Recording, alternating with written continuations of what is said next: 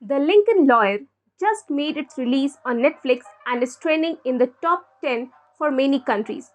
But before we begin, make sure to subscribe our channel for further updates.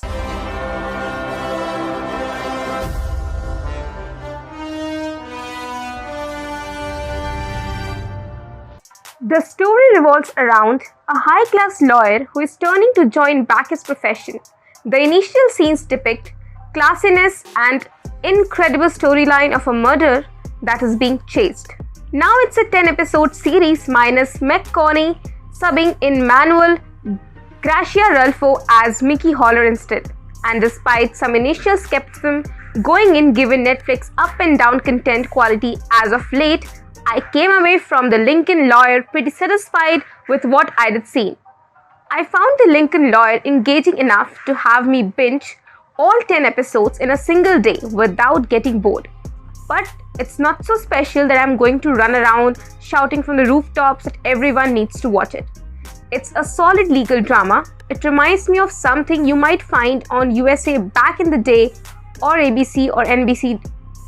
The Lincoln Lawyer is not procedural, albeit Mickey does have a few cases of the week near the beginning. Rather, it's focused on a single lengthy case where Mickey unexpectedly inherits all the clients of a murdered colleague, including a video game mogul accused of killing his wife and her lover. The case has links to both the death of the initial lawyer and eventually butts head with a different case. The B-plot that is led by Holler's first wife, played by Neve Campbell, one of the few faces I actually recognized in this series. I'll say that Lincoln Lawyer is worth watching because its twists and turns never seem entirely implausible or wholly based on coincidence. And this isn't The Killing, where the mystery will drag on and on through future seasons. The central case is wrapped up satisfyingly by the end, and though there is a large threat looming that will no doubt be dealt with in future seasons, which I expect this show will get, knowing the kinds of things Netflix renews.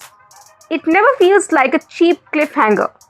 Manuel Gracia Rulfo deserves a special mention here for his understated portrayal of Holler, one rooted in Mexican heritage who speaks with an accent, something Gracia Rulfo has said in interviews was a risk they took in with him.